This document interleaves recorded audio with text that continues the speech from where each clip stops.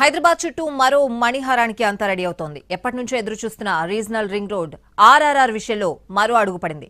హైదరాబాద్ ఉత్తర భాగానికి కేంద్రం టెండర్లు పిలిచింది. ఇందులో భాగంగా 4 లైన్ల ఎక్స్ప్రెస్ వేకి టెండర్లు పిలిచారు.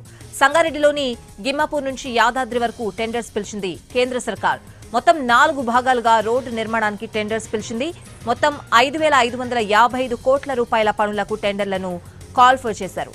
2 సంవత్సరాల్లో రీజనల్ రింగ్ రోడ్ నిర్మాణం పూర్తి చేయాలని నిబంధన విధించారు. హైదరాబాద్ చుట్టూ మరో మణిహారానికి